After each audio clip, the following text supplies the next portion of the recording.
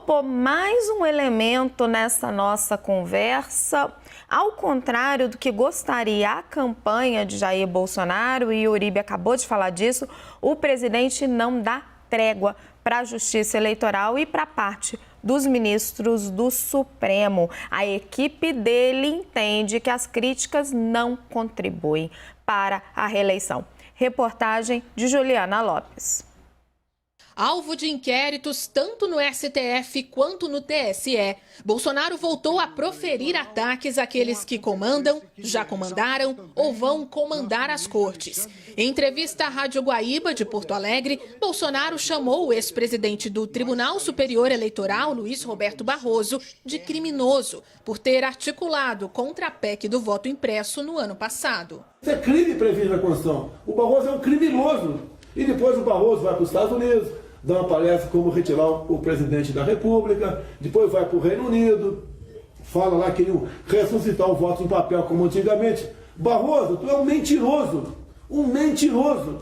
Logo após a fala do presidente, Barroso fez uma postagem nas redes sociais sem citar Bolsonaro diretamente. Abre aspas. Mentir precisa voltar a ser errado de novo. Compareci à Câmara dos Deputados como presidente do TSE para debater o voto impresso, atendendo a 3 convites oficiais. E foi a própria Câmara que derrotou a proposta de retrocesso. Mas sempre haverá maus perdedores. Fecha aspas. Interlocutores da campanha de Bolsonaro não viram as declarações da entrevista desta terça-feira com bons olhos. Na avaliação da equipe do presidente, não havia necessidade de falar com o sul do país, onde Bolsonaro tem um desempenho considerado bom nas pesquisas de intenção de voto. Além disso, o presidente voltou a tocar em assuntos complexos, que, segundo integrantes do PL, não contribuem para a campanha neste momento. É o caso do inquérito das fake news, um dos mais sensíveis pontos de atrito entre o Palácio do Planalto e o Supremo Tribunal Federal. O processo investiga a propagação de notícias falsas, além de ofensas e ameaças a ministros do STF. O presidente, que também é investigado, voltou a dizer que é perseguido por Alexandre de Moraes, o relator do caso. Os inquéritos do Alexandre de Moraes são completamente ilegais, imorais, tá? É uma perseguição implacável parte dele. A gente sabe o lado dele. Bolsonaro também decidiu abrir um novo flanco de confronto com críticas ao presidente do Supremo Tribunal Federal, Luiz Fux.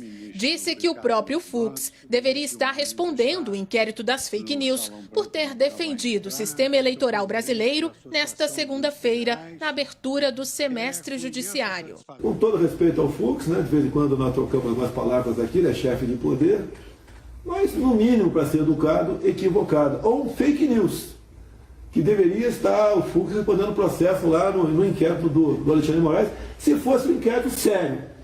E não essa mentira, né?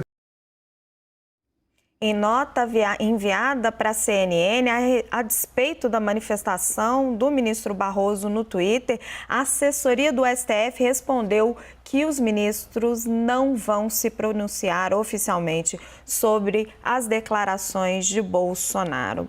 Vamos para a análise. Uribe, Bolsonaro usa para se referir a Moraes a expressão perseguição implacável.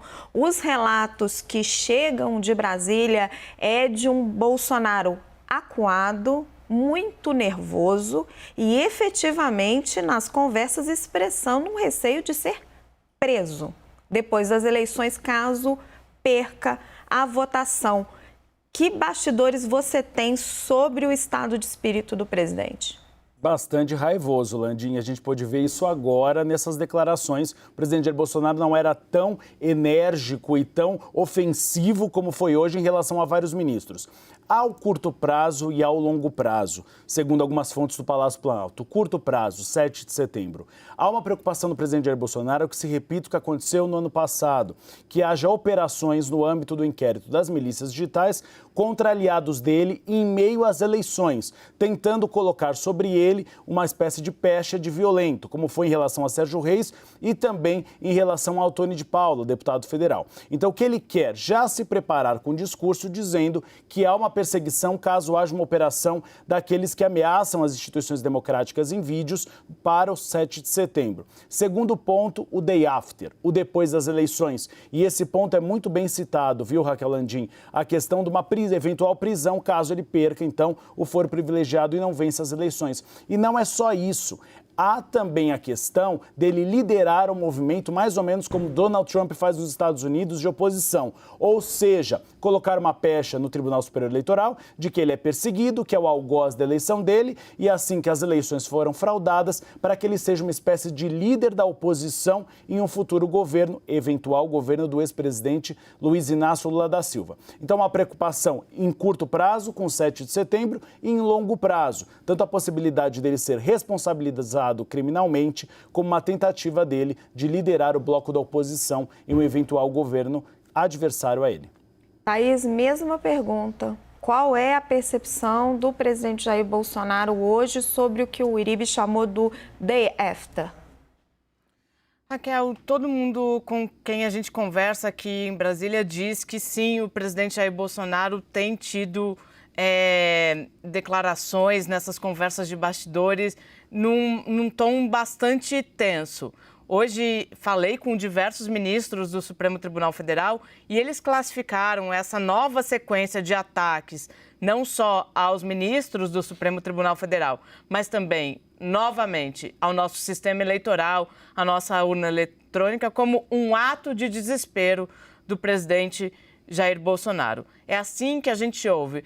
O presidente estaria desesperado. Tanto que essa questão da possibilidade de prisão tem sido uma fala frequente do presidente Jair Bolsonaro em suas conversas com qualquer que seja o interlocutor. Então, há um temor, sim, de fato, do presidente Jair Bolsonaro, um temor que vira até quase uma perseguição. Ele tem um pouco desse histórico, né? A gente sempre ouve falar que o presidente Jair Bolsonaro, ele entende que ele é perseguido, ele adota esse discurso em diversos momentos, principalmente no que diz respeito ao Poder Judiciário, ao Supremo Tribunal Federal, ao próprio Tribunal Superior Eleitoral. Então, a sensação é de que o presidente está num ato de desespero. E aí, a convocação do 7 de setembro, a tentativa de transformar um evento que é um evento importante para o nosso país. Afinal de contas, esse ano a gente comemora o bicentenário da independência. Transformar esse evento, lá do Rio de Janeiro especialmente, que tradicionalmente é realizado no centro da cidade, e transferi-lo para a praia de Copacabana, numa tentativa de transformá-lo em um ato político, foi um ministro do Supremo me disse o seguinte: é o presidente fazendo mais uma vez pirotecnia.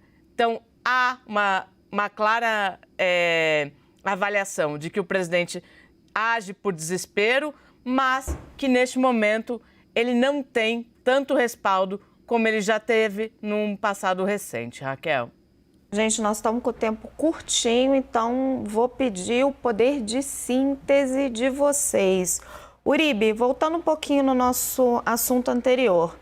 Quando estiver na Fiesp, no dia 11 de agosto, Bolsonaro antecipou a sua ida da Fiesp há um dia para coincidir com a leitura dos manifestos na São Francisco. Josué, presidente da Fiesp, vai pedir a ele para assinar o manifesto. Ele assina ou não?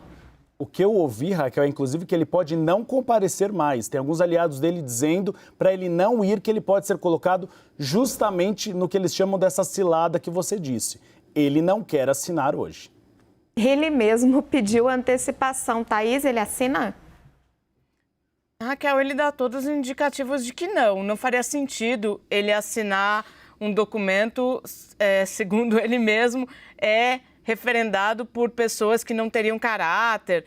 Enfim, não faz sentido, mas muitas coisas durante esse governo não fizeram sentido. Então, é melhor a gente esperar. É um manifesto a favor da democracia que não cita nenhum candidato. O WW termina aqui. Thaís, Uribe, muito obrigada. Até amanhã.